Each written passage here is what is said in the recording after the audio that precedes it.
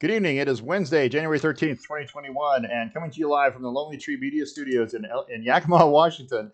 This is the best Lamm Sports Show.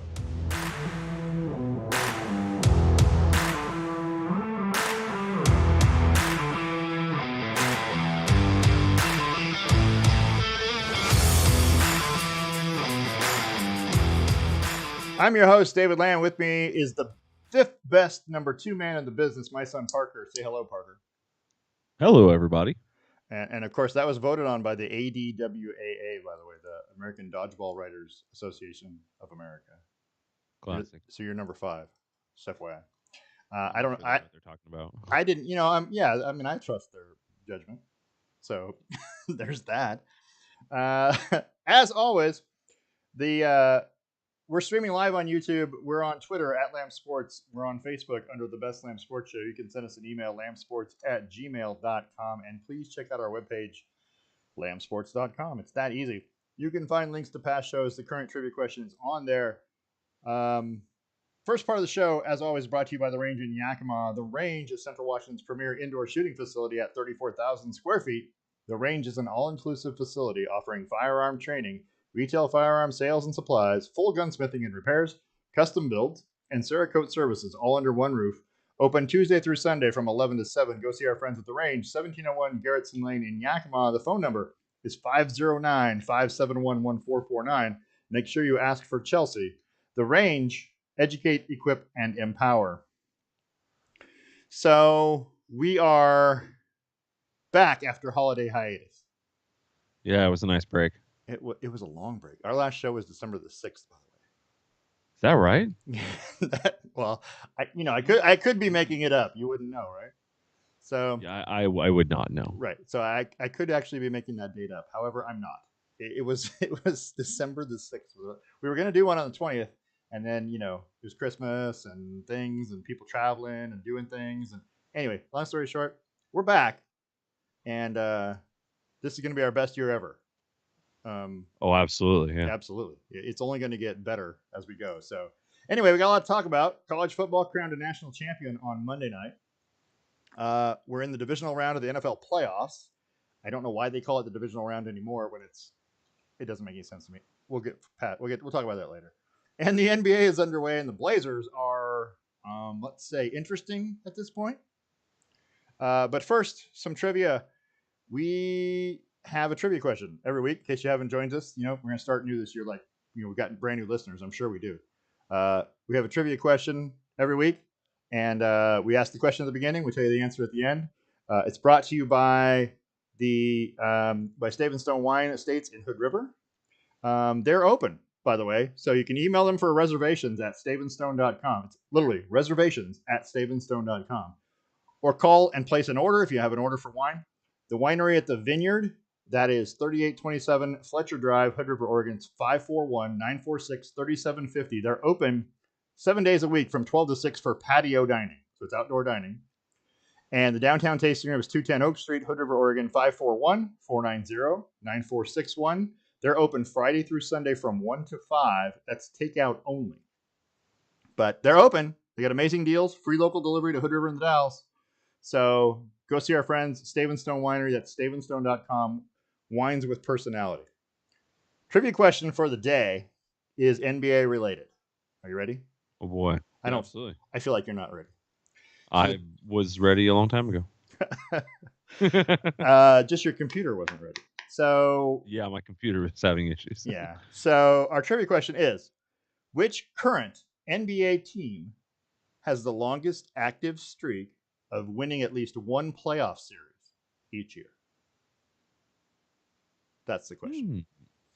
So they've been to the playoffs X many years, and each year they've won one playoff series, advanced to the next round, at least one series. So that's the question. Who holds the current active streak, longest active streak? So now, what are we going to talk about? We should talk about football. We should talk a little bit about football. We should talk about a little football. Let's talk about college football. College football had a national championship game on Monday night, in case you missed it. And we're going to talk about that in just a second. I'm not quite there yet.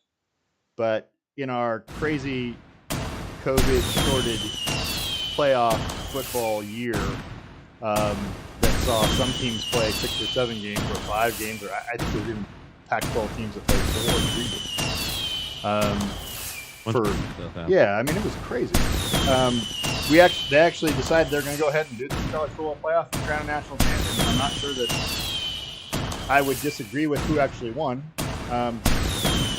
So, it turned out the way I figured it would. So I guess that's probably okay in the end, because all that crap that happened in the middle that I disagreed with is like, now, right? So it doesn't really matter long term when it just works out. Right, it doesn't really make a difference. So, in case you missed it, 4 teams made the college football playoff each year. This year it was Alabama, Notre Dame, Ohio State, and Clemson. Not that it was any different from any other year, because I think it's that same 4 teams every year, right? Yes. Yeah. So in the Rose Bowl, semifinal Rose Bowl, Alabama beat Notre Dame 31-14. Ohio State clobbered Clemson 49-28 in the All-State Sugar Bowl. So those 2 teams, Alabama and Ohio State, advanced to the national championship. They played Monday night. It was, what's the best way to phrase that? A bloodbath after the first quarter. It wasn't close, that's for sure. It wasn't close. Alabama won 52-24. 52 points is a lot of points in a championship game. Yeah, that's quite a bit against teams that are supposed to be good. Supposed to be good, yeah. And I think so. In Ohio State's defense, they were missing like 3 defensive starters, and quarterback may not have been 100% healthy. There were some issues, but you really can't. I mean, everybody's had some struggles and some issues, so you really can't just justify losing by 28 points in a championship game. If you're not up for that game, even your backup guy, if he's not playing at his highest level, then you're not doing it right. Well, yeah, just look at Alabama. Their starting wide receiver went out, right, and their backup guy came in and did just fine. Yeah, yeah, just fine. I guess that's the way you want to. And by just fine, if you mean setting national championship records in the first half. Yeah. That's always really nice when you go deep every play. It is true. I mean, now let's be honest. Bound to happen. Let's be honest. They did a lot of, Devontae Smith is a man among boys in terms of wide receivers. I didn't want to believe it. I didn't want to believe it. I didn't think he was as good as they were making him sound. Because anytime a team puts 2 guys into the final Heisman discussion, and one's a quarterback and one's a wide receiver, which one's doing the job? Right? Because if you have the best quarterback in the world, then your wide receiver looks really good. If you have the best wide receiver in the world, then your quarterback looks really good. I don't believe in that 2 guys those 2 guys can be in the same Heisman discussion. But in this case, it really doesn't matter, because Alabama was by far the best team in the country. So yeah, it was not really even that competitive. I didn't feel like. No, the game was not even. It was. I was watching it for a quarter and a half pretty intently until Ohio State just could not keep up. They just could not keep scoring. And by the way, Devontae Smith, Heisman Trophy winner, 12 catches, 215 yards, and 3 touchdowns, and most of that was in the first half. So Najee Harris, who's been a beast, a dominating force, 22 carries, 17 yards. That's only 3.6 per carry. It's not even, but he did run for 2 touchdowns because they handed him the ball. They did a lot of what I refer to as Wisconsin running, which is, hey, it's 2nd and 1. Let's hand the ball off. Hey, it's 3rd and 1. Let's hand the ball off. Hey, it's 4th and 1. Oh, we scored a touchdown now. And that's how they get all their touchdown runs is, 1-yard touchdown plunges. That was Monte Ball and others from Wisconsin. That's how they always used to run. And company, yes. And company. But anyway, long story short, it was less than entertaining, let's just say. And predictable. It was predictable, and everybody knew Alabama was the best team. I mean, you just knew. So the best game here was Clemson versus Ohio State. That was better because Notre Dame was going to get mopped under the rug, and then everyone felt Ohio State was going to get mopped under the rug too, and it happened both ways. It's true, yeah, and everybody kind of felt like Clemson was a better team, but Ohio State ran crazy. And then, of course, it didn't help that Ohio State lost Trey Sermon at the beginning, like the first run, right? First play. So when it happened, I made a joke that I was like, "Oh, he takes one hit from some big boys." Can't run anymore. He ran for 193 yards against Clemson. You can't say that he didn't have some other players that were big players. Yeah, but he ran against a Clemson team that had their starting middle linebacker, team captain, ejected. So the guy who would have been plugging up those holes, okay, no longer there. Yeah, it's. I mean, we're all in a bad way. Everybody had a situation. So don't lower your head. Don't lower your head. You won't have that problem. No, except for Notre Dame. Notre Dame didn't have a situation. It's true. Just suck. They just not that good. They are clearly the best team in the country that doesn't have a conference still. And even though they played, they are telling us to play a conference schedule, so we joined the ACC. You did that because you couldn't get a regular schedule because nobody else was able to play you, and the Big Ten had shut down and has half your schedule. So you guys joined the ACC for one season, not permanently, and you didn't win it. Yeah, you beat Clemson in double overtime at home when they didn't starting quarterback. Yeah, when they didn't have Trevor Lawrence, and then when he came back, they smoked you. I mean, yeah, that wasn't close either. Yeah, that was bad. The 2 games of Clemson season were blowout losses. Or of Notre Dame season, yeah. Or sorry, Notre Dame season. Yeah, they're blowout losses. Yeah, Notre Dame.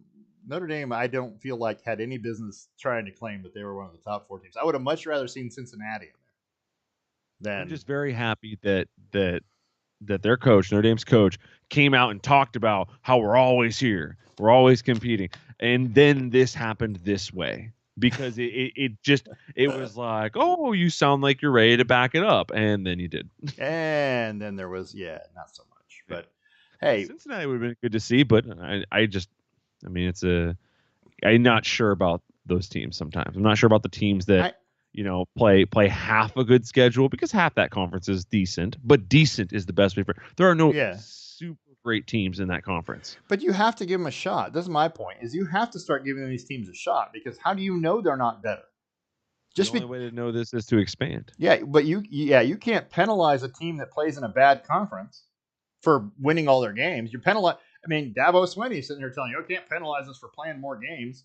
Well, they played all these games and won them. Everybody that was on their schedule, they won those games. How do we not know that they're not better than Alabama? You don't know until you play them. And you're not letting that happen. The College Football Playoff Committee is not letting those games happen where we see Central Florida, where we'll see Cincinnati. They're not letting us have that game because they're afraid of what will happen. Because that'll be that there will be some upsets. Yeah. And let's be honest, that's what's happened before in the past when the group of 5 team has gotten in Boise State and beat Alabama, right? Or Oklahoma. I'm sorry, it was Oklahoma that Boise State beat. Yes, right? Yeah, I mean, being fair, that took every trick in their book. Still beat them. Doesn't matter. Scoreboard. That's all you got to say, right? Hey, we won. I mean, if you want to take the Vin Diesel, doesn't matter if you win by an inch or a mile. Do that again. Say that again.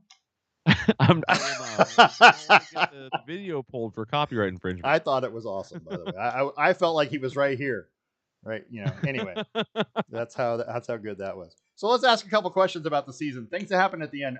The Rose Bowl game got moved from Pasadena to Dallas at Jerry's place because, quote unquote, our parents aren't gonna get to see, or that's what Brian Kelly said. The parents won't get a chance to see their kids, and these kids have sacrificed all year, except for that time when everyone at Notre Dame stormed the field after the Clemson win. But okay, never mind the fact that he's talking about the student athletes. He's not talking about the fans. The fans haven't sacrificed the thing. But all those kids their parents were there watching that game when they beat number 1 Clemson. So don't tell me that they didn't get a chance to see them play the biggest game of the year. The biggest game of the year they lost. The 2 biggest games of the year they lost. So whatever. I'm just saying that one good memory of a win is a while ago now. It is a while back, isn't it? Yeah, and it looks pale now. Nobody's going to even remember the fact that they won. Oh, we beat the number 1 team in the country. Yeah, and then you lost to the number 4 team, and then you lost to the real number 1 team. You lost to that same team again. Right. Later on in the same season. Yeah, I don't know. I don't like, I've said it before. I don't like Brian Kelly either. Brian Kelly.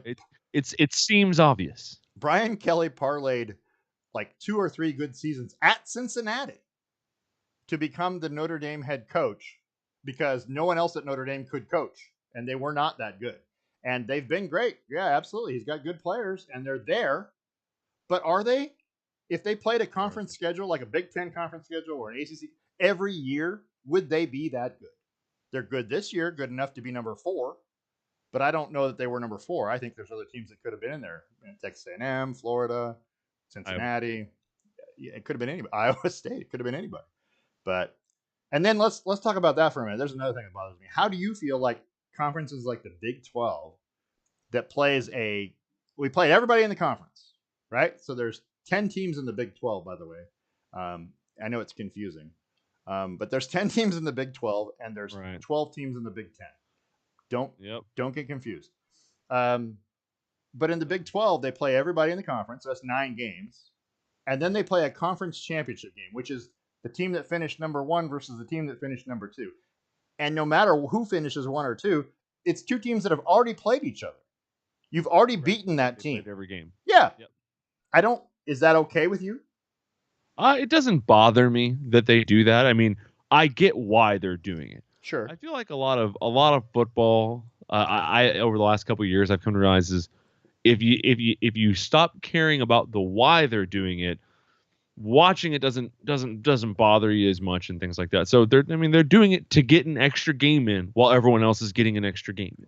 Oh, sure. To get that Oklahoma team one more win, to get this team one more win. But also every team's capable of losing. And a lot of times those matchups have been decent. Not always. I've seen some stinkers. So I'm not upset with the idea that we're going to get a second TCU versus Oklahoma or a second Iowa State versus Oklahoma, because it has happened a lot that the result's been different. I'm saying one of two things. Here's all I'm saying. And I agree with you on your points. Absolutely. However, here's what I would say.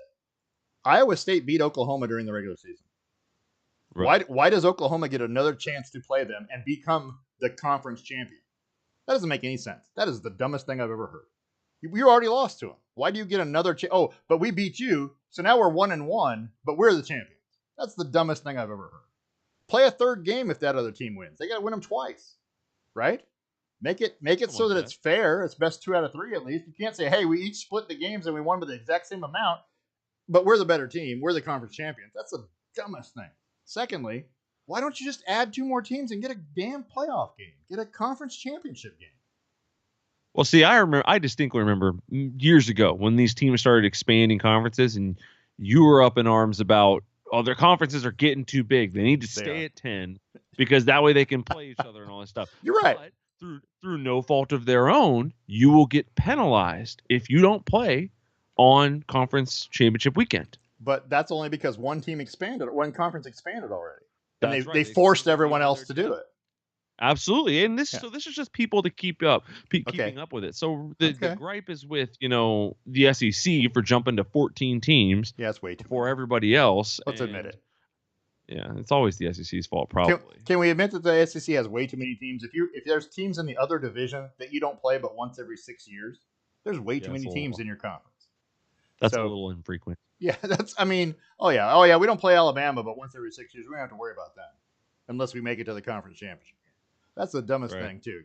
But yeah, if every conference had 10 teams and you played all your 9 teams and you didn't have a conference championship game, you just crowned the regular season champion as champion, we could eliminate a week and have another week of playoffs.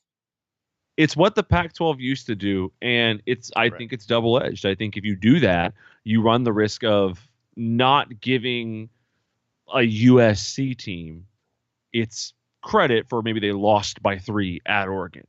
Well, the conference championship gives them a second shot at it. I feel like you do rob the fans a little bit of a big clash, especially when these games have such huge implications, because you might not realize in week 4 when Oregon's playing Stanford, you might not realize how big that'll be. Because even if they lose, you say to yourself, oh, well, we might still get in. We got to win the rest of you do that. But the last game of the season, you know what it's worth. And you know how important it is. So I think that those games, I've seen them be more competitive. I've seen them be more fun to watch a lot of times. So I'm okay with them. I don't think they're necessary, but if one conference is going to have them, you got to have one. And that's what has happened. I mean, I understand why they do it now, but it's not.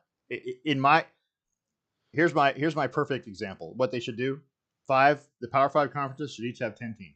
You play all 9 teams in your conference. Hell, they could have 11 teams. I don't care. You can even have 12 and play 11 conference games. I don't care as long as you play everyone in the conference.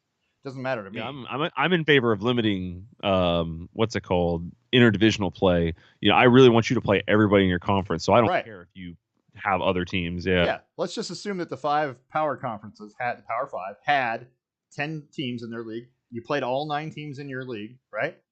You crown a conference champion, and we skip over that dang championship week, which is the dumbest thing ever. It was invented by ESPN, I'm sure, for TV money. Let's skip over championship week and add an 8-team playoff, so there's an extra week of playoffs in there. Would that not make more money? An 8-team playoff, another week of college football playoff would make more money than conference championship week. I think It it would would. absolutely make more money than Yeah. conference championship, but it's going to make it at the I mean, so I think that somebody out there has done the math and has figured, hey, one Alabama game might be worth more than 6 conference championship games. One Alabama Notre Dame matchup. Yeah. Because if Maybe. you think Notre Dame was in the playoff, or I do not, I implore the committee members to search their souls, because if there's somebody there who really believed Ohio State, Notre Dame was that capable, then you have no business watching football. I didn't believe it. I don't get paid nearly what they get paid, and I would have been right. Well, So it's just one of those. It's one of those weird things where a lot of these decisions are made for money, and I know that, and you know that, but it gets a little old to watch. It gets a little tiring to watch. Some teams get left out. Some teams get put in, or some teams getting the chance, these extra conference games, to get in when they probably don't deserve it. And let's also say that the college football playoff committee, in the middle of a pandemic, is meeting in person. What's the point of that? I thought that was kind of strange. I think that was not necessarily in the best of taste. We all have to go to Grapevine, Texas, and stay in a hotel so we can meet in person, because we can't possibly discuss sports long distance like you and I are doing right now. We can't possibly. No, I'm on board with it, because I have to go to work every day for something that's not their job, though. Important. But I have to go to work every day for something that's kind of important. Damn it, I have to take risks so that way we can even talk about football. Yeah, I mean, it's true. People need 2x4s, though. You have to go there. So, man, they do need lumber right now. I feel like the college football playoff committee could have totally done that by Zoom. You know what I mean? There's no reason why we had to get together in one room and risk super spreader stuff just to talk about who's the better team and then get it wrong. You love a good super spreader event. Yeah. do. You have this whole meeting, you expose each other, blah, blah, blah, blah, blah, blah, and then you put Notre Dame in. Yeah, right. Yeah. It's like the people who talk about what they want for dinner. They plan it all out. They go to the grocery store and they end up eating a Hot Pocket. I mean, you made a terrible decision. There was such a better option on the table, and you just screwed up. Have you had a meatball Hot Pocket, though? I have. The meatball ones burned by meatball Hot Pockets plenty of times. The meatball ones are really good. I like those. So they're all terrible. Let's not. They're good because they take no time. Right? Instant gratification. You feel like you've traded off a little. Why are we talking about this? You trade off a little bit of time for a somewhat okay item to eat, but you feel like you kind of you got a deal somewhere in there. If you're out there, go find us on Facebook. Go or tweet at us at Lamm Sports. Just send us a message. Tell us what your favorite Hot Pocket is, because that's what I'm interested in. More than sports. So me too. All right, so yeah, sports are dumb. This is the dumbest thing we've ever done. Let's talk about the Oregon Ducks for a minute, because the Oregon Ducks had a weird season. Finished 4 and 5 and 3. Is that right? Yeah. Yeah. Okay. So they lost to Iowa State in the PlayStation Fiesta Bowl, 34-17. Oregon had 4 turnovers, and Iowa State's ball control offense combined to doom the Ducks, basically. 3 lost fumbles, a Tyler Shook interception, and a not-so-onside kick that was recovered by Iowa State. And I say that because it was a dumb 20-yard down the field kick that they hadn't kicked the ball deep all game. They were trying to kick it. It was nothing special. They were just trying to avoid that returner. Yeah, they didn't want one of Oregon's guys to bust a TD return, and they were kicking it weird all game. So why were you not having all of your hands guys on the field to fair catch everything? That's my question. I don't know why they didn't, but hey, it's coaching. I'm not a coach. I just play one on TV. Anyway, the not so onside kick that was recovered by the Cyclones, that all led to just 10 points. It was only 4 turnovers and the onside kick, so 5 technical turnovers only led to 10 points. Oregon's defense did a really Right. good job, but Iowa State ground out the clock. It led to time wasted. That's all it was. They Yeah. literally had drives of 7:36, 8:16, and 7:57 that all ended with points. That, in case you can't add, that's over 23 minutes of the game that they had the ball and just those three drives. That's half the game, damn near. And Oregon couldn't. They just couldn't keep up. They just couldn't do it. They looked disjointed on offense. There was some issues. There were timely, costly penalties that cost them chances for yardage and big plays. Anyway, long story short, it was an ugly game if you're an Oregon fan, and yet I never felt like Oregon was out of it until in the fourth quarter at some point. You know what I mean? There was always a chance. Yeah. So I feel like Yeah. It felt pretty close. even though you were getting beat, they were still there. There was not enough. They just weren't quite doing it. Anyway, long story short, how does Oregon look to you moving forward? What do you think about next year? Well, we had one of the youngest teams offensively in the nation, and we were still a team that was, fairly competent on offense. I wouldn't say that we jumped off the page. We weren't the 55 to 60 point teams of the past, but we had a really decent offensive season. I think that moving forward, you're gonna want to stick with the other QB, number 15, Anthony. I think that he's way better. I think Shuck's got a lot of upside, but I don't trust his decision making ability, and he's had a lot of time to kind of refine that skill. Yeah, They gave him a lot of games to figure that out before they started bringing in this other guy, saying, "All right, this isn't working." And he still, even when it was going back and forth in this game, he still wasn't. Like, your job's on the line now. yeah, They're clearly putting this other guy in because they think maybe you can't do it, and you right. still aren't doing it. So maybe he's not a competitor in that way. Maybe he is better served as a backup, or maybe he'd be a killer, non-power five quarterback, or maybe a small school like Cal would benefit huge from him. But I just don't think that Oregon's going to be the place that's going to benefit him the most. So yeah, I think go with that other quarterback. But yeah, so a young team, defense looked, like you said, fantastic. I would Yeah, not stress the defense moving forward. All those opt-outs, those were all seniors, or juniors who were going to be draft eligible. So I'm not super concerned with losing them. I mean, it wasn't a great thing. I think that was a lot of what you saw this season. But yeah. I think moving forward, there's a lot to be excited about, especially with a giant draft class coming into. Yeah, they're going to return all but three, I think, defensive starters, and they're going to lose Jordan Scott in the middle. Um, I their defense is going to be good. Thibodeau is a man, and he's coming. He's coming back.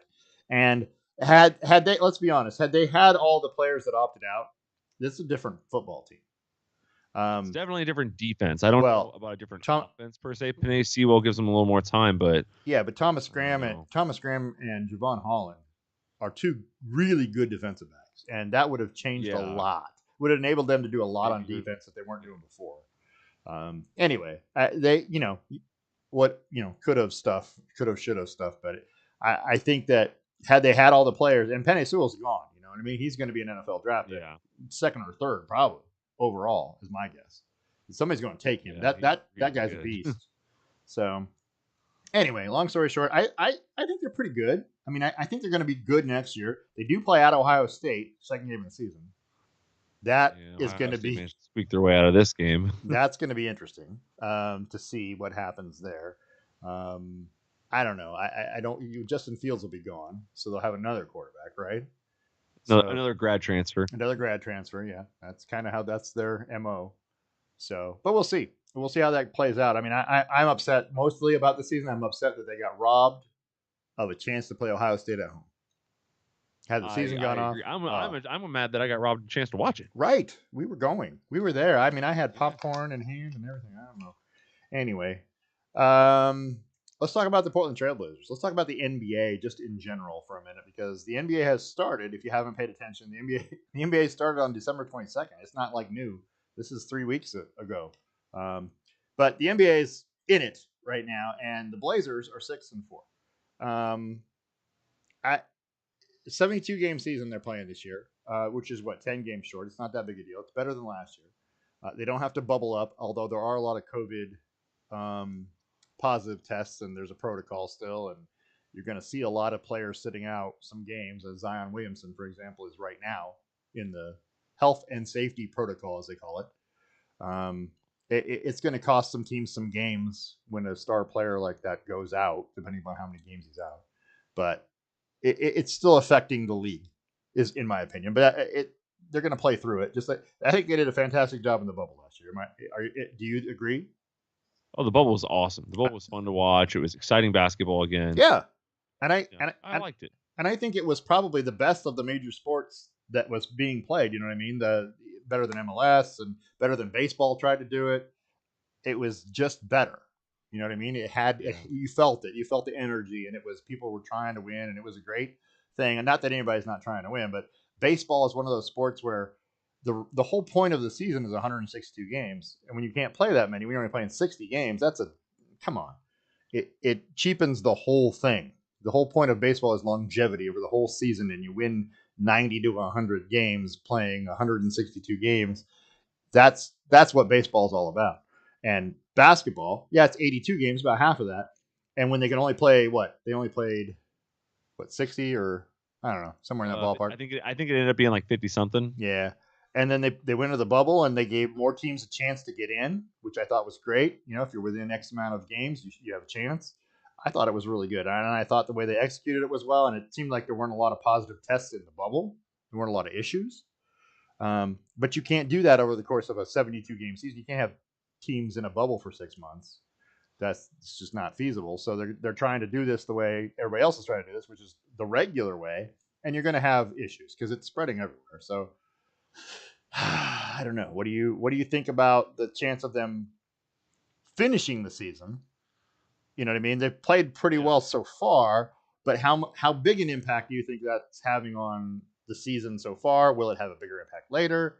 We're still just now probably seeing the super spreader Christmas events and New Year's events. Right. they're still zooming up the you know case totals because people were seeing loved ones. Anyway, it'll be interesting to see how the NBA works it out.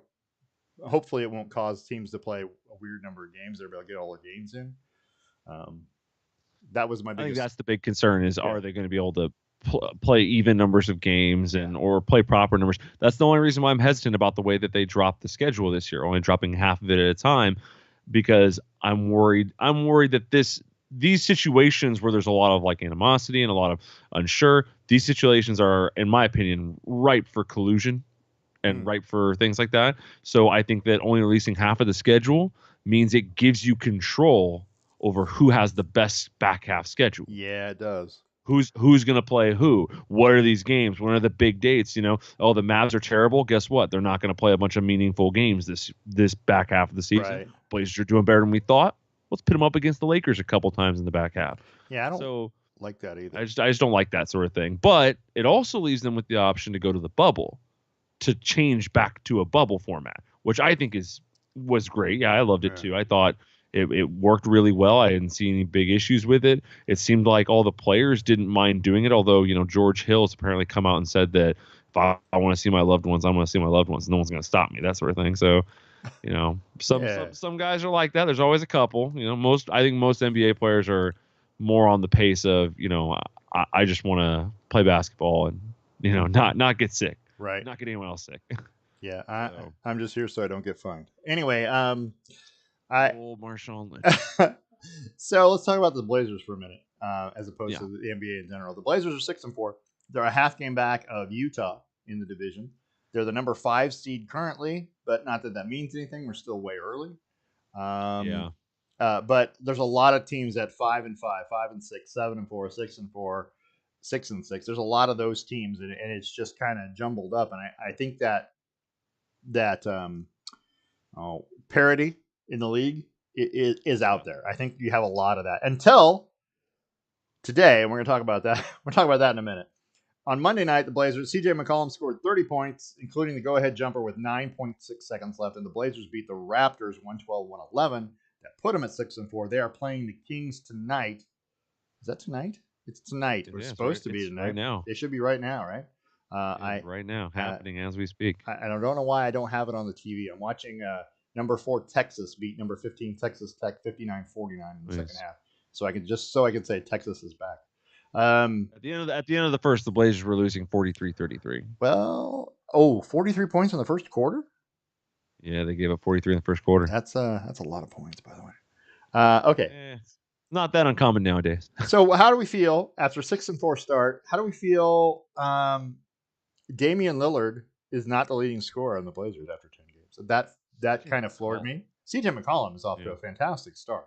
playing out of his damn mind. I agree with that. And he's averaging 28 points a game, which is amazing. Lillard is averaging 24, a little over 24, He's and having a great season too. Just he's above his career average for the year so far. So I feel like what is going on when the backcourt is getting 52 points a game, right? Did they add enough players in the front court to make this happen, to make themselves a team that could get a home court advantage in the first round of the playoffs? I don't think that they added enough to give themselves a home court advantage. No, I think that they're going to finish at a 5-6. I think that's where they're going to be, and so they're still going to be playing decent teams. But actually, I think that's a pretty good setup for them. You really don't want to be playing at the bottom playing the Lakers. So I think most of the teams behind the Lakers are all beatable teams. I don't wish that they would do any better. I don't want them to do too much better than what they're doing because you end up playing a better team. But no, they added a couple pieces. They added Rocco, Robert Covington, Yeah. and he's been fantastic, which is something that they've needed for so long. Was a 4 who could defend other 4s. And the problem was we would play guys like Zach Collins at the 4. Yeah. Zach Collins is not stopping anyone. He can score, but he's not stopping anyone. Scoring points was never our problem. It was playing defense. So they focused this offseason. They brought in Derek Jones Jr., who's played fantastic on defense, who's doing incredible in terms of blocks. And then they brought in Rocco. They brought Enes Kanter back, which was huge. Yeah. It was a very smart move by them to bring in Kanter. Even though a lot of people don't like Kanter all that much, I think it was just a genius move. They got him for pretty cheap too, which is an even better deal. But yeah, there's a lot to like. There's a lot to think is going to go well here, but there's also a lot to be a little worried about. Who would you say is the biggest pickup that they had? Are we going with Kanter at this point because he's averaging 11 points and 9 rebounds a game in 19 minutes a game? Derek Jones Jr. was their biggest pickup. You think so? Yeah, he's a two-way 3. He can play great defense. He's a shot blocker. Did you see him block LeBron's shots a couple weeks ago? Yeah. Guys, he's incredible. He's an incredible athlete. He's fast. He has a lot of hustle because he's undervalued. And then he brings an offensive game. He can finish. He can shoot the 3. Probably not as well as he should. Not as well as like Aminu, who played at that same position. But right. He can shoot it competently enough, 30% or better.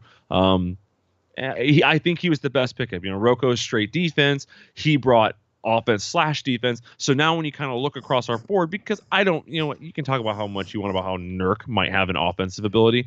I don't think he does. I don't think Nurk's offense is reliable in the slightest, but his defense is pretty good. So now when you look at it, you have that offense, defense, and it kind of transitions, and that gives you more possessions. More possessions means more opportunity to score. More opportunity to score means CJ is going to have a career year. So after he has the career year, do you trade him? No way. You're going to keep him and play, yeah, and sell your you future basically on Lillard and McCollum as the backcourt, and you'll have to suffer with whatever else you can cobble together to be the front court, because that's kind of what's happened. Well, I think that I hope I don't know this for sure. I don't picture CJ and Dame as being particularly greedy people. All right.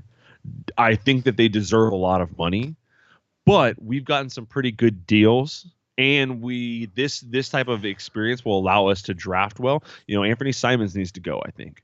Gary Trent, another player we drafted, has played some pretty damn good games. He's been a little inconsistent lately. But I think that if you play these guys well and you get them the minutes and the time, you show their value, you can trade them away for those pieces. You're not going to be able to sign somebody. Free agency is out of the question for the Blazers because those guys are wanting the type of talent you're going to want to bring in, want too high a paycheck. But Sure. maybe you can trade for somebody who's unhappy, Like James Harden.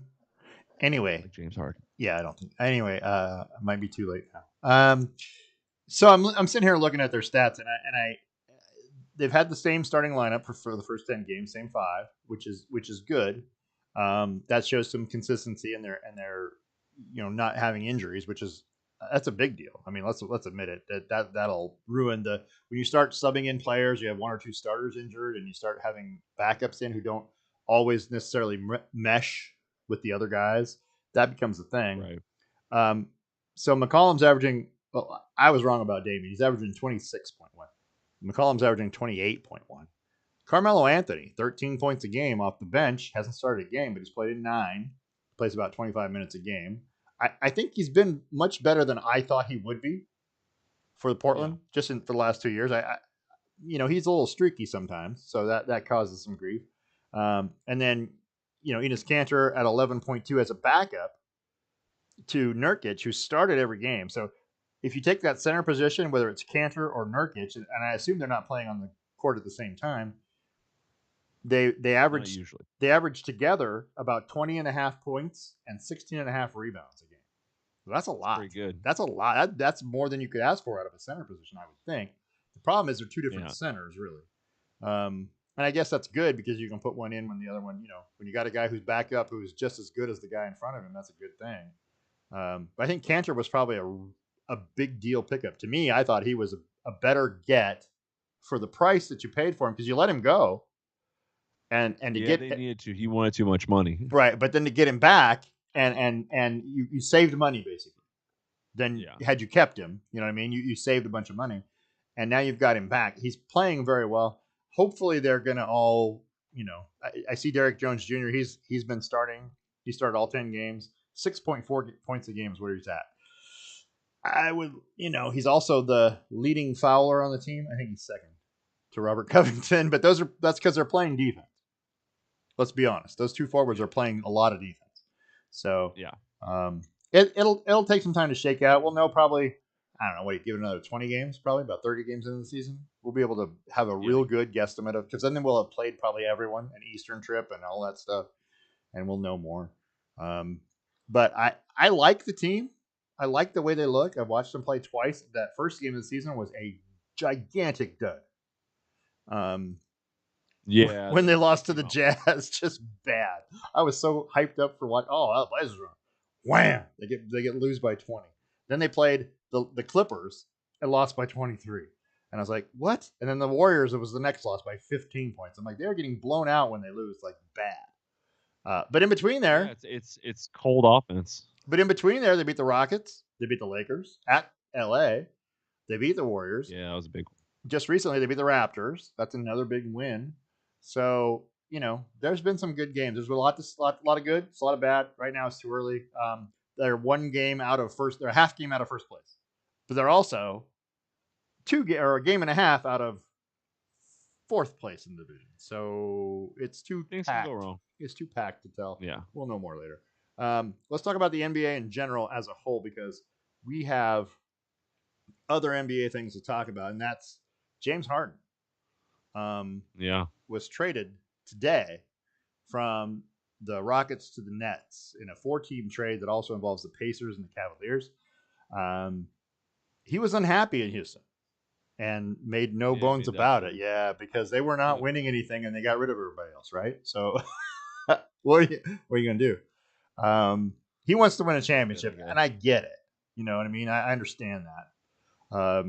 But they've made a super team now in Brooklyn, have they not? So I don't know how healthy or how long Kyrie Irving can play. He always seems to be injured. But Kevin Durant is really good. And so if you put Durant and Harden on a team together, that's now starting to be it's got a lot of firepower. In my opinion. And does it immediately make the Nets the number one team in the East? That's my question to you. No, because Kyrie is dealing with this whole saga here about whether or not he's actually going to play. You know, Yeah. we're not sure what's going on with Kyrie Irving. So we don't know anything about that dynamic. We know James Harden and Kevin Durant have played together before, but Yeah. you're talking about spreading the ball. I think losing LeVert was a huge cost Yeah. for Brooklyn with this move. Young talent. I think he was really good. I didn't like that loss. So with that in mind, I think that they're going to be competent. I mean, hell, they just won the night. You know, they were winning, or at least last time I looked, they were up by 20 something, and They won. you know, they still look good. Whenever you have these big super teams, Yeah. that aren't orchestrated by the players, Mm-hmm. I'm never sure how they're going to work out. Right. Because LeBron hand chose his team. Well, I was, and the rumor is that Kevin Durant had all kinds of influence in this. He was lobbying to have James Harden picked up. So I wonder if he's lobbying to get rid of Kyrie Irving. And maybe, I mean, I would think they would be better with Kyrie Irving if he's going to play. But the question is, I mean, there's rumors out there that he might even just retire at this point. I heard Stephen A. Smith say that. Yeah, our colleague over at ESPN, Stephen A. Smith, said that maybe he should just retire. And clearly he doesn't want to play basketball that much. Right? Because clearly he doesn't want to play basketball. Pat McAfee has a thing for that. It's called Overreaction Monday. Stephen A. Smith has a lot of hot takes. He is the king of, I think, stirring the pot. So you got to take that with a little grain of salt. But this trade involved, so Karis LeVert, who you're talking about, went from the Nets to Houston, and then they traded him to the Pacers for Victor Oladipo. Right. And then center Jared Allen and Taurean Prince went to the Nets from the Cavaliers.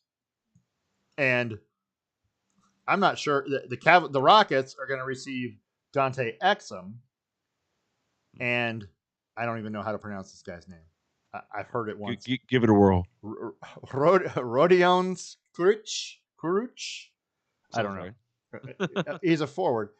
He's also involved in a domestic assault situation, but that's not the point. Cleveland's getting those two from the Rockets and the Nets, respectively. It's a big old blockbuster deal that involves first round. Houston gets Brooklyn's 3 unprotected first round draft picks in 2022, 24, and 26, plus pick swaps in 21, 23, 25, and 27. Is James Harden worth all this? James Harden is not worth all this. James Harden is the guy's been on your squad. He's been on. What's he done? Right. He hasn't done anything outrageous. Not in terms of team victories, because eventually that's what has to happen. All of your personal accolades are great. You can build your name, you can build your brand, you can help build the team's brand. But at some point, after you win an MVP, after you've taken it to the whatever round of the playoffs and things like that, or the finals, you gotta win. You gotta win. And you have to win often, because that's the expectation. And I feel like he's running from the expectation. Right. He went out setting fire to that bridge. Right. Which I think is just unprofessional. There are a lot of guys who get traded, and Carmelo Anthony is a great example. Carmelo Anthony's been dealt around, right? Not necessarily by his own choice, but he's not setting fire to places that are disrespecting him. Sure. Luckily for us, he's found a home here in Portland, but it's just one of those things where he went about this all the right way, which then moves you into the question of the players holding the league hostage sometimes. Yeah. Holding their teams hostage. He just signed a contract extension, and then he goes on to say, "Oh, I can't win here. Get rid of me." Yeah. And I don't know. I just didn't like it. I don't think he's worth all this hubbub and thing. I think there are a couple teams. I think Houston made out pretty good getting him off their roster and getting picks. Houston. So I feel like they came out okay. I feel like Houston has basically said, "Hey, let's start over."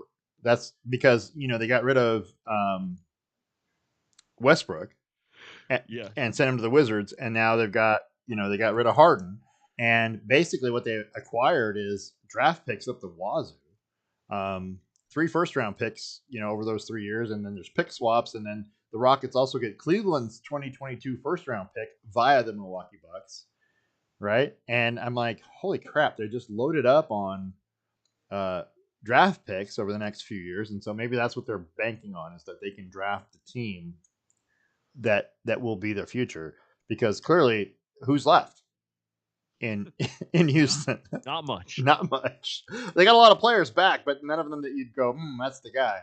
Yeah. So yeah, it doesn't look like a good situation there anymore. yeah, I think that's clearly a rebuilding situation. So anyway, long story short, we'll see how that goes along. There were a lot of other players that changed teams this year. In case anybody wasn't paying attention, CP3 went to Phoenix.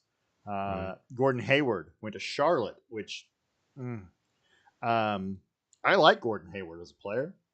I don't think that Charlotte's the place where he's going to win a championship. I don't think so either. I think no. he needed to take a payday because no championship teams were going to pick him up. Yeah. Westbrook went to the Wizards. John Wall to the Rockets. And then Drew Holiday went to Milwaukee. I think that's kind of understated in terms of that was a big move. How big a deal that is. I don't think everybody's giving that one the credit that it deserves, because let's be honest, the Bucks, Giannis didn't have any help. It was him pretty much doing everything. You had Chris Middleton. Okay. But outside of those two, yeah, you still need substantial, competent role players. And I didn't feel like they had those. No, they didn't have those, and I feel like they're better now. They're better off with Drew Holiday. That's a yes. Yeah, he may not be a tier 1 player. He's a tier 2 type player, but he is somebody who's going to make things better for Giannis and make it easier for him to score. Right. So that's what you got to have. Not that it matters. They're 7-4. Everybody's about the same record, by the way, in the NBA. There are literally none of it matters to get to about 30 games in. Yeah, there are literally the Lakers have the best record in the NBA, 9-3, and then there are 1, 2, 3, 4, 5, 6, 7 teams at 7-4 or 8-4. Right. And then the Blazers level, which is 6-4, and there's 1, 2, 3, 4, 5, 6, 7, 8, 9, 10s that are 6-5 or 5-4 or 6-4. It's a mess. It's a big old jumble. And if you lose one game, you'll drop out of the playoffs. And if you win tomorrow, then you'll be back in. It's the same way every single season, first 30 games. Yeah. Especially the first 10 when you're looking at, you're not going to know anything. So unless keep watching. 0-10 or 10-0, you don't really know anything. Yeah. So keep watching is all we can say. Just keep watching the games, because it's going to be a long season, and you won't know anything until 20 or 30 games have passed and you've played a bunch of teams. Because right now they're just playing the West, and you can't really get a good feel for how good they are against the East until they take an East Coast road trip, and they haven't even really played the Central, the Midwest division yet. Haven't played that Texas teams. Anyway, we'll see. We'll see how the Blazers go. We'll see how the NBA goes. It's going to be a long season. We'll be here. We'll keep you updated about all NBA things. So let's move along. And so we're going to move to the second half of the show. And the second half of the show is brought to you by Boss Kitty Hand-Dyed Yarns. This Valentine's Day, celebrate their obsession with a Boss Kitty virtual gift card. And tune in to BossKittyLive.com at 6 p.m. every Monday and Wednesday and 11 a.m. every other Sunday for fun, fiber, games, tutorials, and the occasional F-bomb. So that's Boss Kitty Hand-Dyed Yarns. Boss Kitty's yarn so boss you'll knit your pants. And so let's talk about the NFL, because that's what everyone's waiting for, right? That's why I hold it hostage until the end. You have to listen to the NBA and the college football before we talk about the stuff that you're really interested in. Let's talk about the NFL. NFL's in the divisional playoff round right now. And I don't know why they call it that, because we're clearly not in. It's not just the division winners. You know what I mean? They play this wild card and they renamed it, by the way, Super Wild Card Weekend, because we added a playoff team, right? Which, are you in favor of adding playoff teams? I don't think it matters. I don't think it changes anything too much. I mean, obviously you don't want to let in the majority of the league, but if half the league gets in, that's not the end of the world. Does it water it down? I mean, who is the seven? Not really. Who was the number 7 team in the NFC? Number 17, the Rams. Chicago. Well, Chicago. Yeah, I think it was Chicago. See, Rams and Chicago were 7 and 8. Right. Yeah, you're right. Because and so the Rams obviously had an upset, which just goes to show you. But I mean, division top to bottom, and that division came down to second to last game of the season, Seahawks versus Rams. That's who was going to win that division. Right. So it was kind of a tough. Or sorry, no, it actually did come down to the last week. I Because just if the Rams would have won and the Seahawks would have lost to the 49ers, the Rams would have won. It just goes to show you, you play 3 times in a season, like you're gonna get it sorted out eventually. You're gonna figure out who's better. yeah, I feel like there's when you keep adding playoff teams, you keep watering things down, and you get less. I feel like if you kept going beyond here, I feel like you would get to that point. I feel like this is Well, about as what? many as you should possibly put. Well, why not 8? Why 7? That's what I don't understand. Eh, Why not 8? Everybody else is 8. it's just simply because of that first round bye thing. I mean, I don't Yeah. I couldn't tell you why. Maybe this is just what maybe it was proposed at 10 and the owners voted it down to 8, and then somebody else voted it down to 7. I'm think not 100% sure. It seems Sure. like an arbitrary number. It doesn't matter if it's 7 or 8. I feel Well, like who would have been the 8th seed? oh, great question. Let me look. I have NFL standings somewhere. So Because whoever would have been the 8th seed, let's say they're a super strong team or a super competent team. In the So- NFC, it would have been Arizona. it would have been Arizona at 8-8. So 3 teams from the NFC West Yeah. gotten in. Yeah, you'd I have don't had 3 think that's teams. necessary because we Well- solved all this. Well, yeah, but 3 teams from the AFC North got in. Yeah, yes, it's pretty good. Cleveland, Baltimore, and Pittsburgh are all in. Well, Yeah, but Pittsburgh, they earned Eh. their way in early. yeah. Well, so did Seattle. Baltimore is a competent contender, and clearly Cleveland's a competent contender. We all know this now. I don't know because Cleveland now has to play Kansas City. We're going to talk about that in a minute. Let's talk about that in a minute. We'll get Okay. to the divisional round in just. Well, let's do the review. So let's the preview. yeah let's you're right. So let's talk about the super wild card weekend, which just happened. Are we? What was so? Okay, let me recap for everybody that doesn't know what happened on wild card weekend. So the Bills beat the Colts 27-24. Mhm. Rams over the Seahawks 30-20. The Buccaneers beat the Washington football team, who, by the way, I've decided to call the Riot for the next year or so. Yeah, the Buccaneers won 31-23. The Ravens beat the Titans at Tennessee 20-13 with a little animosity involved in that one. And the Saints beat the Bears 21-9 in a game that was really not that close. And the Browns thumped the Steelers 28 points in the first quarter on a way to a 48-37 win. The Steelers tried to make it. They tried to come back. They tried to be close, but they did. This was better than I thought they would do. Honestly, the Steelers, considering how bad they were the last 5 games of the regular season. Oof. Yeah. But so that all leads to, what was the biggest surprise for you? Let me just say, the biggest surprise of the playoffs was that Ravens over Titans or Rams over Seahawks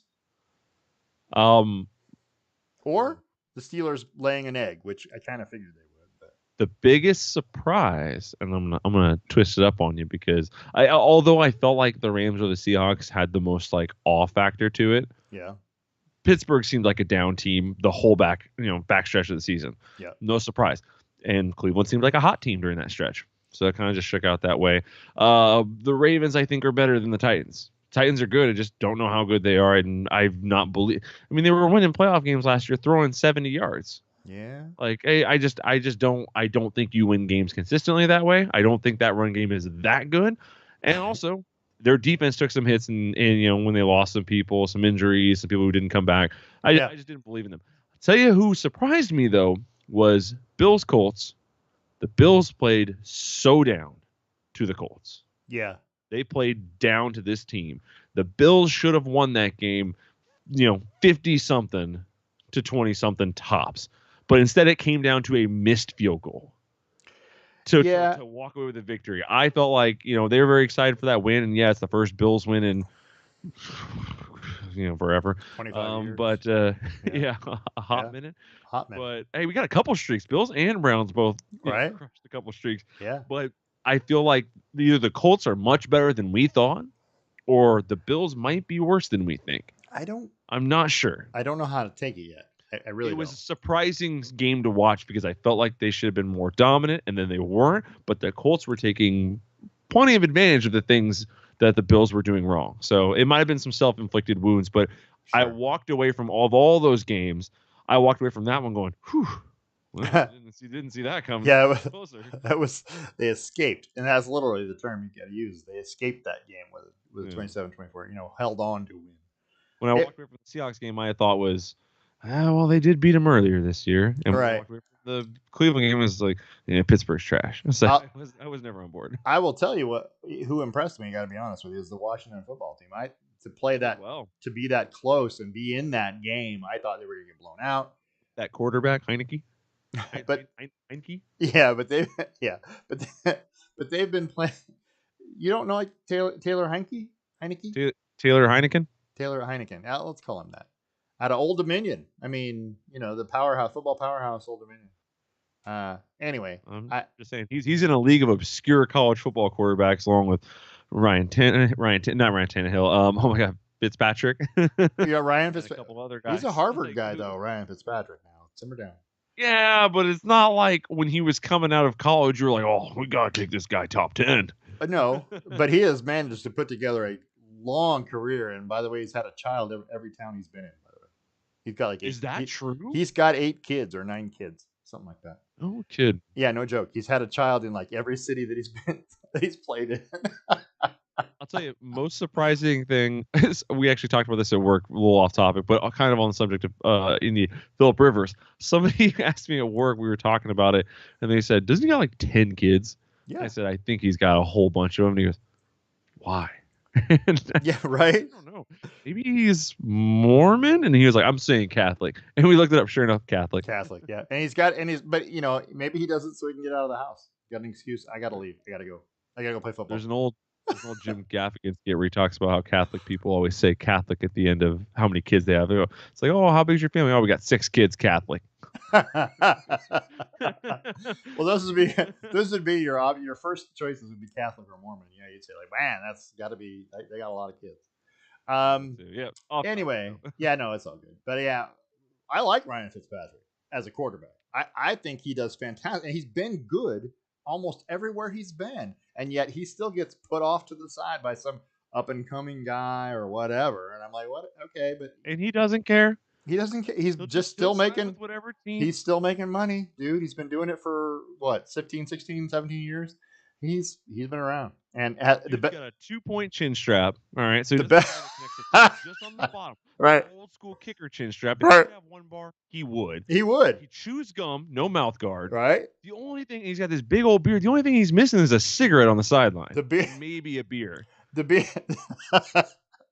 He does seem like he might be a throwback from 70s football, but that beard I think cushions everything. He really doesn't need a chin strap. He doesn't need. I love watching him walk up to the line chewing that gum, like he's just kind of just like looking around, like chomping on it. I guess I got to play football now. Right? Yeah. Let me do this. I'll be right back.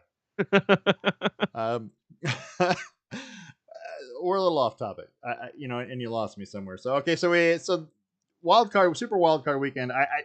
Did we really need to rename it Super Wild Card Weekend? Couldn't it just been Wild Card Weekend because we had an extra playoff team and we had an extra playoff game, so they made it Super Wild Card Weekend. Is it going to be that way next year too, or is it just? I think it's going to keep the team, but they're going to drop the Super part because the only people who were calling it Super Wild Card Weekend were everyone called it that. Just called it the Wild Card Weekend. It's everywhere. Super Wild Card. It's anyway. It's everywhere in like media and like ESPN, in channels that were hosting it, but like. I'm not talking with people and saying, "Oh, did you catch that Super Wild Card Weekend?" Hey, just call Wild Card Weekend. In case you didn't know, we are media. FYI. Oh crap! So you got to call it Super Wild Card Weekend. You think somebody's tried to fact check us yet? Probably. I'm sure that's on there. Put it on fact check. If you've done that, please send us an email and let us know that you fact checked us and tell us what we're wrong about, because we're always wrong, and we really don't care. I'm going to be honest, but I'll definitely reply to any email you send me, and I'll let you know. Hey, thanks for checking up on us, and we'll try and do better. Even though we probably won't. Probably won't. I mean, if I tell you that, Tom Brady is 17-4 in night games, after 5 o'clock on artificial turf in dome stadiums, will you believe me? Probably. Yeah, that's I just made that. I know you don't have a crack crew over there working on it, because I'm sure Mom is not even paying attention. But my stat guy is me. So I mean, but see, I know if you're like me and you think of a stat, yeah, like you're like, gosh, I wonder. Right. You'll pull out a legal Oh, pad and you'll just yep. start jotting away. And Oh the my next thing gosh. you know, and then you'll be on Wikipedia looking up, going, was it artificial turf back in 2006?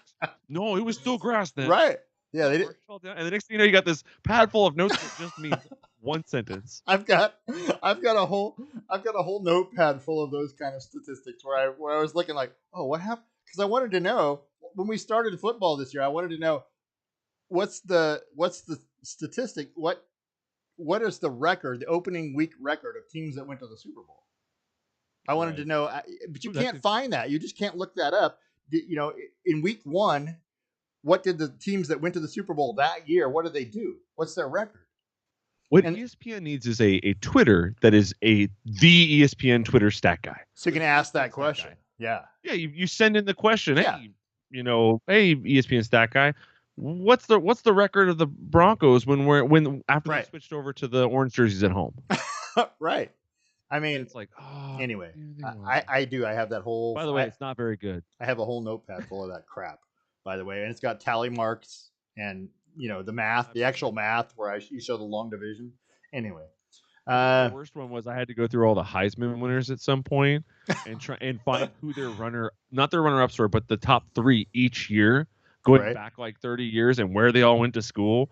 It was not easy. Gotcha. So we've reached the divisional round, and I put on the screen so everyone, when you watch this, you can see it. This is the current playoff bracket headed for Super Bowl 55. And so, am I wrong in assuming that somebody screwed up because Super Bowl 55 is LV?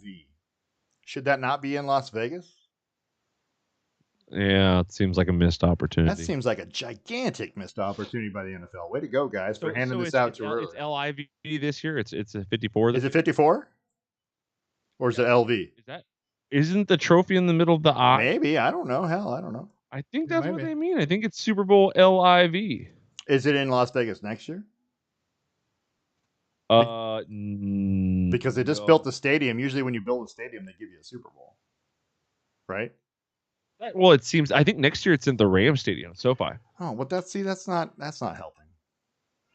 I know it's not what you want to hear, but all right. So in 2022, it is in what's it called? It is in SoFi Stadium. So next year, this year it is. No, this year it's LIV. So this year it's 54. Okay. Next year is 55. Next year's Raymond James. Which, by the way, can we not have Super Bowls in Florida 2 years in a row? Next year's Raymond James. Next year's Raymond James. This year is what's it called? See, it's all leading up to Tom Brady being the only quarterback to ever play at home in a Super Bowl and win it. The other 2 people have done it, but they both lost. Is it 54? I thought we were 55. I'm thinking it was LV, and I'm like, and then 56 is SoFi. 57 is Glendale. 58 is TBD. So I'm assuming that's where they might slot Las Vegas. And then 59 is Mercedes-Benz. Can we please just have one outside in the cold weather? No. I would love that. There's no way in hell I'm paying $5,000 a ticket. Yeah, you will. To go be whatever. Because it's in February. Whatever. You say that, but then they put it in one of those stadiums that are in the South, but those are all domes. No. I'm not talking about Miami, that. Those are still going to be good weather. I want a game outside at Lambeau Field, Soldier Field. I want one. It's too big of an advantage. For who? For the team that plays in cold weather, that trains in cold weather. They're probably not getting there anyway. I mean, there's no guarantee that you're going to play in your own stadium. Green Bay might not get. Okay, the odds of you winning. So next year there's going to be a game outside. Raymond James is outside. Well, but it's outside in South Florida. That's ridiculous. That's where they put the game. Oh, I know, but I'm not saying. Listen, what I'm saying is they're all outside when the dome is open in Glendale, in wherever Hard Rock Stadium in Miami, Mercedes-Benz Stadium opens at the top. They're all open. The weather's nice. That's great. I don't care. I want to see some snow. It's January. Football teams should be playing in the snow. That's what I think. Didn't they hold one in New York? Well, now it's February, for God's sake. Yeah, they played at MetLife, didn't they? Yeah, so I'm pretty sure they've played outdoors. Just one, not very often. They used to, but it used to. Why can't we just stop with the neutral site? 2014 was the last time they played at MetLife. That what they've realized, and it's all about money. I know that what they've realized is, well, we can set this up so it's going to be in Atlanta next year, so we can sell all the tickets and all the hotel rooms are booked and everything's already done a year ahead of time or 2 years ahead of time. Great, but I would like it if the team with the best record in the NFL got home field advantage all the way through the Super Bowl. That's all. That's a bold take. No, I don't think so. Kansas City should have home field advantage, and we should be playing the Super Bowl in Arrowhead if they make it, or we go to wherever the team with the best record that's playing in the Super Bowl. Yeah, that's who the home team is. Away we go. And it's not my fault if you have to go play in the snow, and it's not my fault if you have to go play in Miami where it's 100 degrees in February 3rd. I don't care. It is what it is, and that's where you go. And if that's the way all the playoffs are until the Super Bowl, come on. Anyway, that's just a take for me. What do I know? I don't know anything. Okay, so divisional playoffs are coming. Let's see. We got. And I just hold it. You know what? Let me go back to screen. Baltimore at Buffalo in what could be a heavy weather game. Be a good game. Cleveland at Kansas City, and that weather's actually it's gonna be 40 degrees. That probably won't be a big deal. Tampa Bay at New Orleans indoors, and then the Rams play at Green Bay. That also could be a heavy weather Green Bay game, and that's the kind of game I wanted to see. You know, the Rams sure can beat Seattle in the rain up in Seattle. Can they beat Green Bay in the snow? That's the question I have, right? Because you're going to have to do it to get to the Super Bowl. Of those games that I just mentioned, which one are you looking forward to the most? I really am excited to see that Rams Packers game because I think when Jared Goff plays up to his potential with that defense, that team is damn near unstoppable. When Sean McVay's clicking with the play calling and he's playing well, it's damn near unstoppable. Okay. That being said, this is more about Packers offense versus Rams defense, you know, immovable object, unstoppable force, that sort of thing. So I'm curious to see how that plays out. I'm curious to see if Aaron Donald gets to the quarterback as much, you know, or the Rams defense gets to the quarterback as much as they did Russell Wilson. They sacked that guy like 8 times. Yeah. You know, and I'm curious to know because, you know, Rodgers is not that mobile. I do think Rodgers is smarter than Wilson. Yeah. So I think he doesn't have to be as mobile because he can make up a little bit of that with IQ. But I'm curious to see if they put that kind of pressure on him. And if they do, can they really disrupt that passing game? Because you look around that team, and that same team, which is an A+ or an A team without Rodgers, is a C team. Oh, sure. You just don't believe in them without that giant piece. No, you're not. And so I'm curious to see if they can put that pressure on. But outside of that, you know, Buccaneers Saints is probably going to be the big game. Okay. Because you have, you know, the 2 old guys could be Tom Brady's last season, could be Drew Brees' last season. They're divisional opponents. It's got all the storytelling. And all of the home teams are favored. By the way, the I feel like that's reasonable. The Packers are a 6.5 point favorite. The Bills are a 2.5 point favorite. The Chiefs are a 10-point favorite, and the Saints are a 3-point favorite. Of those games, which one of those home teams do you think should be on upset alert the most? Is that the Saints Buccaneers? I think it's the Bills. You think that the Ravens Lamar Jackson has a chance? I think that dual threat ability can catch everyone off guard. If it snows, does that change your mind? No, because I feel like the Ravens' climate isn't that much worse. Okay. Like it's cold as crap in DC. It's cold as crap in Buffalo. It kind of feels the same one way or the other. And they're athletes. I don't think it'll make that much of a difference. I feel like it's colder as crap in Buffalo than it is in.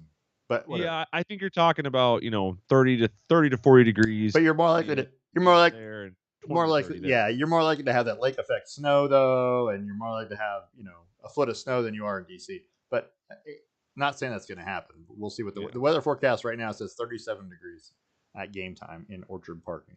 Anyway, it's not so bad. Not so bad. It's doable. It will be 72, by the way, in the Superdome. So, nice. Right. A crisp 72. So Brady and Breeze Part 3 is coming, and I got a question for you. Yeah. Should we call it the Breezening? Brady Breeze 3, the Breezening? Or wait, Brady Breeze 3, The Bradyville Horror. Nope. Okay, Brady Breeze 3, Grumpy Old Men 3. Nope. What? Grumpier old man. Grumpiest Old Men. Grumpiest old man. Oh, because it's 3. Yep, that's Yeah, the one. yeah. That's the one. Okay, let's go with that. Let's go with that one. All right. Finally found it. I was debating which one it should be called, but we got to call it something, and they won't. The NFL won't do it for us, so we got to go out and do it ourselves. Last question, NFL, and then we're going to be done for the night. The Seahawks lost to the Rams 30-20 in the playoffs in the wild card at home. It was disappointing, but fully after watching them over the last 6 or 7 games, not surprising.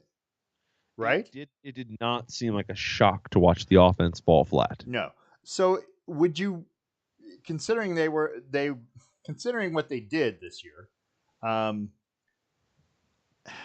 would you consider their season a bust? Yes. Really? Absolutely. Expectations were sky high. Russell Wilson was the MVP through 6 games. DK had 1,500 yards.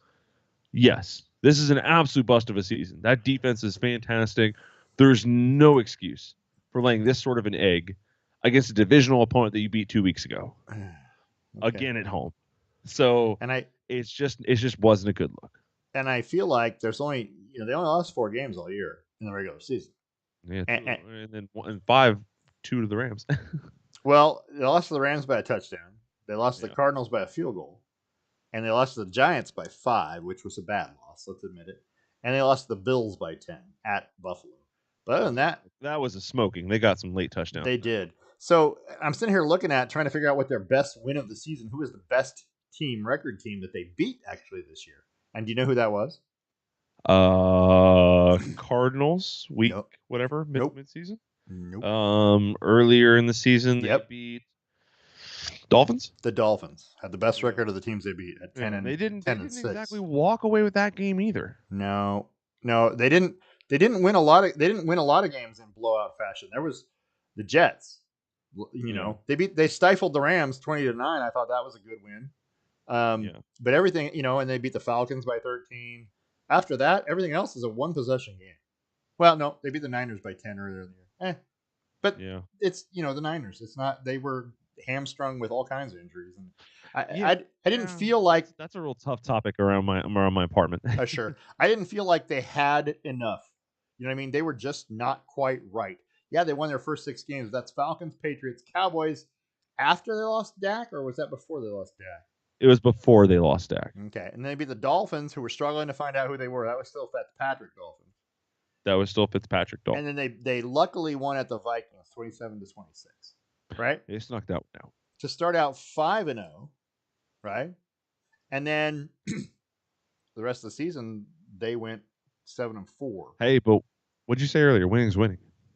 It kind of is, but in the NFL, you got to beat somebody good. Otherwise, what's the point? You couldn't beat anybody good. They didn't beat anybody really good. Anyway, I feel like their season. It was a good season. It was 12-4. A lot of good things happened, but they just weren't right. There was something missing, and I don't know what it is because it seemed like it was a different thing every game. You know what I mean? Yeah. I feel like their run game was inconsistent. Yeah. Which is crazy because they just fired Schottenheimer for, this or that. I personally, I've been saying for the last 3 years, Chris Carson's not the guy. Yeah. I'd like Carlos Hyde better than like Chris Carson. Maybe they go out and seem to think that he's the dude. Maybe they can go out and get somebody. Yeah, but they have a lot of really, really rough off-season decisions they're going to have to make. They're going to have to hire another OC, but also they have to re-sign KJ Wright and a handful of other defensive starters. Yeah. You don't have a lot of money. You're paying Russ all this.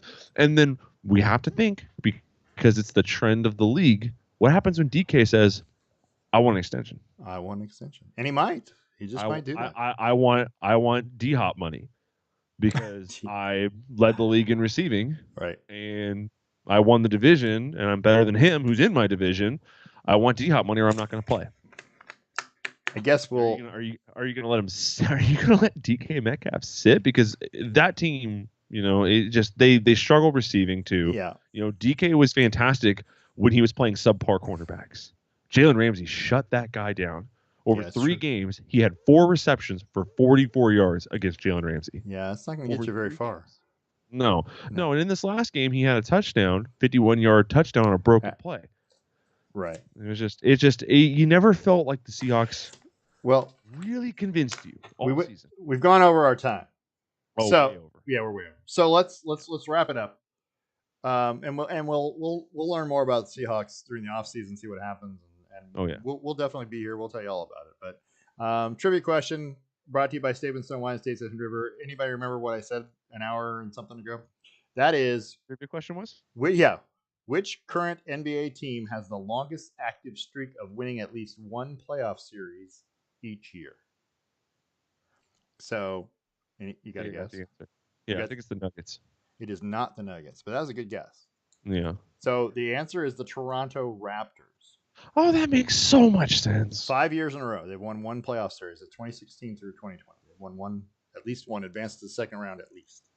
So I know the Nuggets have made the playoffs a whole bunch, but they usually don't make it out of the second round. Yeah. So it becomes a thing. Yeah, I thought it was fun.